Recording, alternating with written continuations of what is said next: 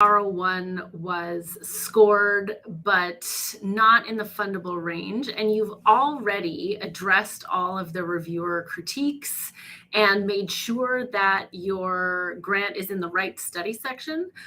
What else can you actually do to make sure that your grant gets across the pay line on resubmission? That is what we are talking about today.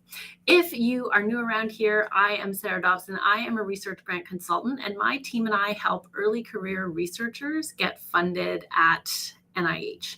So let's review why we're actually talking about this, right? So you might think that if you have addressed all of the reviewer critiques, that's enough to just get your grant in and resubmitted and get it across the pay line. But if that were true, that's exactly what would happen for everyone who was resubmitting a grant, right? And that's not actually how it works. In fact, some PIs end up with worse scores on resubmission. And so obviously it's not a guarantee, right? And so what we're talking about today is the tweaks that you can make that are going to put your grant in a much better position to get a fundable score. And this is exactly what we do with our clients when we're working with them in our strategic grant reviews. And so I want to talk a little bit about what it is that we actually do during this process to help them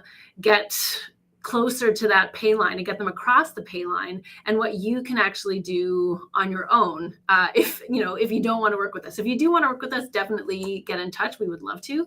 But I want to talk a little bit about the process that we take our clients through so that we are ensuring as best we can that they're going to get funded the next time. And in fact, we have an 80+% success rate immediately after clients work with us. So we know that this process, and we know that the work that we do contributes to that success, right? So the first thing that I want to talk about in this context, like the tweaks that you can make to really ensure that your grant is getting across that pay line, is to make sure that you are really amping up the justification for the choices that you're making, for why you've designed your project in the way that you have, why you are recruiting participants in the way that you are, if that's relevant to you, right? So what I want to explain here is the difference between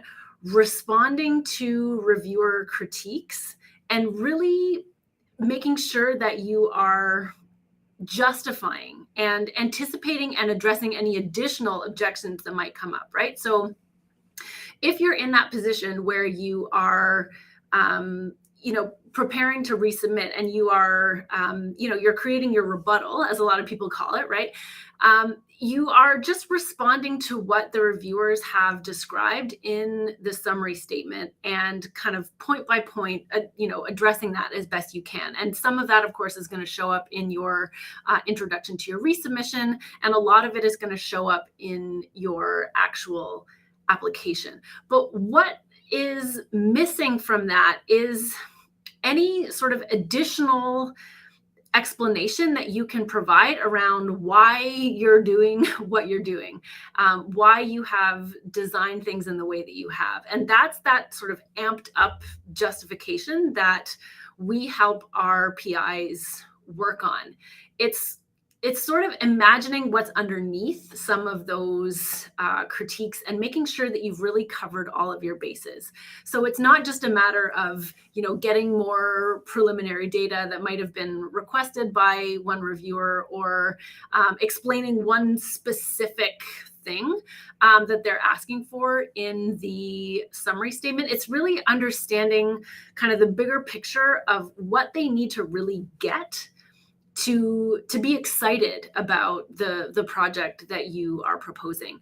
And oftentimes that involves a lot more sort of thorough examination of what those objections actually are and how you can address them. And this is exactly what we do in the first step of the process with our PIs. We call it a resubmission strategy session, where we go through the summary statement and we sort of kind of read between the lines of what the reviewers are actually saying to make sure that you're really really covering all your bases when it comes to justifying why you're doing what you're doing. And the other thing to consider here too, right, is when you are responding to those critiques and rewriting your application or refining your application, oftentimes the explanation that you are offering or the additional data that you're providing kind of puts you over the page limit.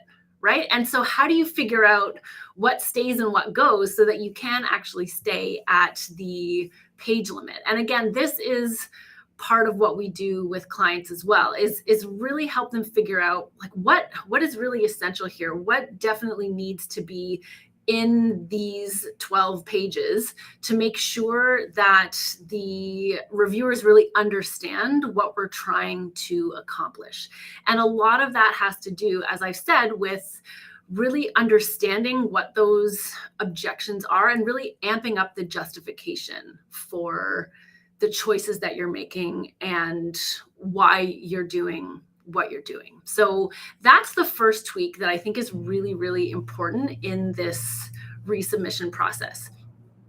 The second one is tied to this, but it's more of a bigger picture. And it's really about strengthening the argument for why your research ought to be funded, why you have the right team in place to do the research, and why your project is feasible. And these are what I consider to be the implicit scoring criteria, right? Obviously, you have all of the explicit scoring criteria that you need to address, but these implicit sort of big picture scoring criteria are what reviewers are always kind of looking at in the grand scheme of things, right? Why should we fund this project? Is this the right team to do the work? And is this project feasible? That's really what they're asking themselves when they're reading. And so you need to be able to answer that at a big picture level while also addressing the specific scoring criteria for an R01, right? So when you are thinking about how to strengthen that overall argument, part of what you're doing is looking at how you've structured your application. And again, this is something that we work with our PIs on very, very closely. So how have you arranged that argument in a way that is clear and concise and exciting? And I think people really underestimate the excitement part of this, right? Because when you're in that position in your R01 where your previous submission was scored but not fundable, it means that your reviewers like what they see, but they don't love it. And so what you're trying to do, of course, is to get them to really love your project. And the way to really do that is to get them as excited as you are. And the way to do that is to really structure your application and make it as clear and simple as possible for them to understand what it is that you're trying to do.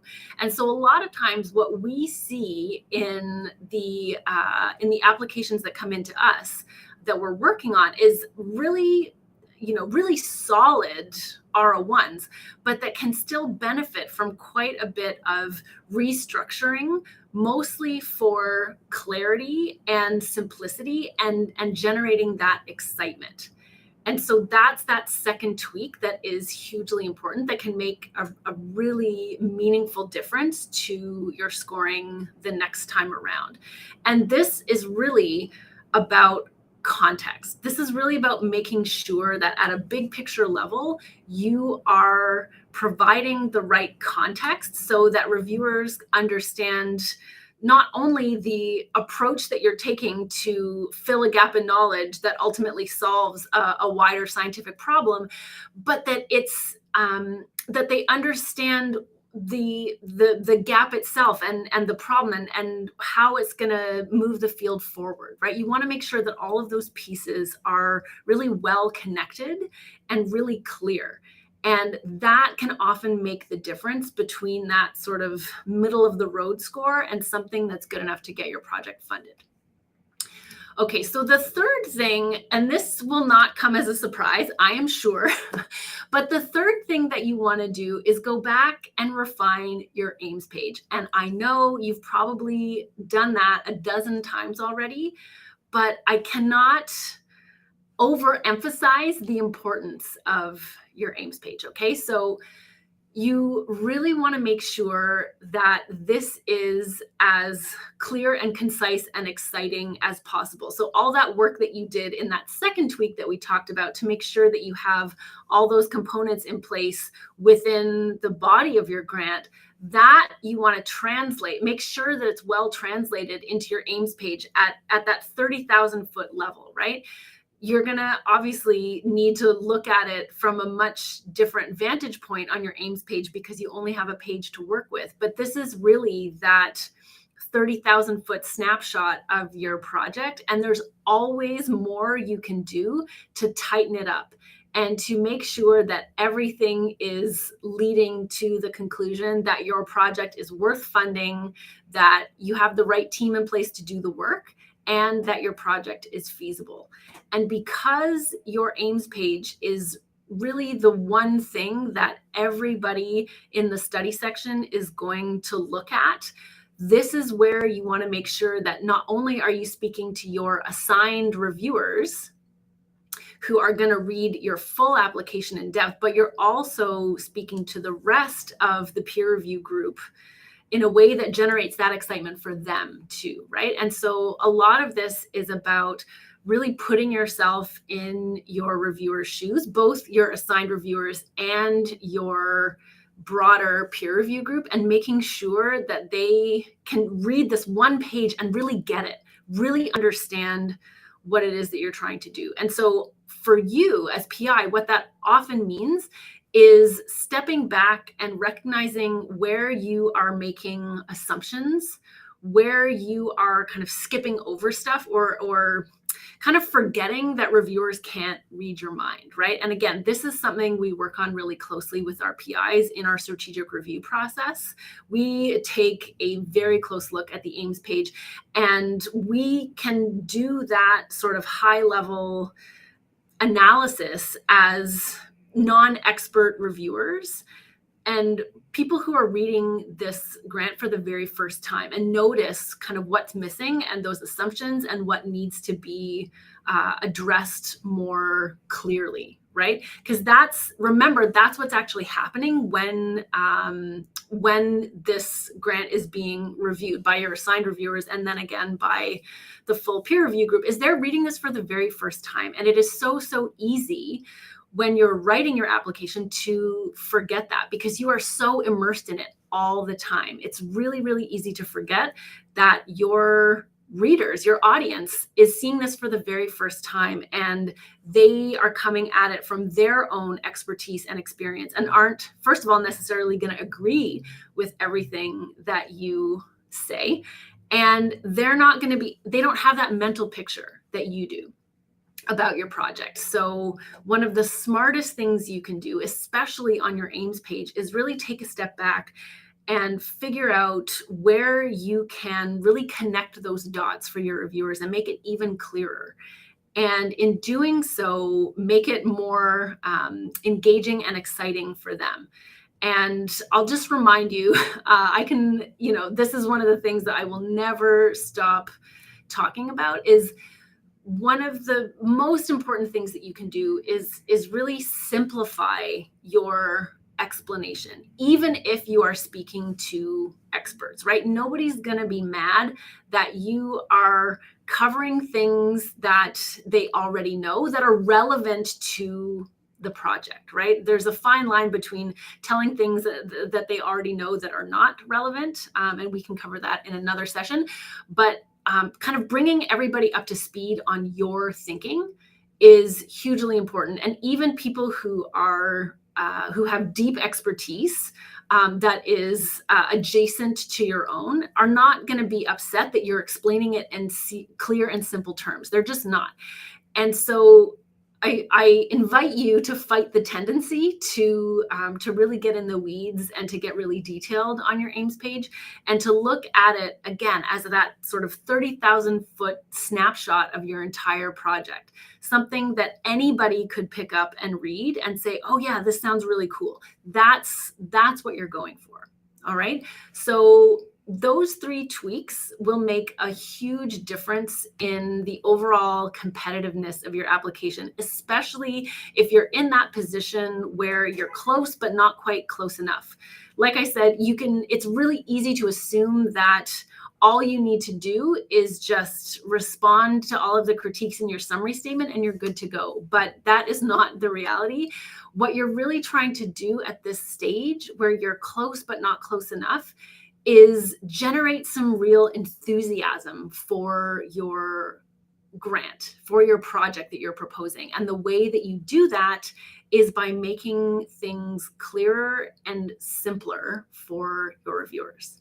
So if you found that helpful, I invite you to head to our website and sign up for our resource library. It's absolutely free, and there are lots of tools and resources in there to help you write a stronger NIH grant. So see you next time.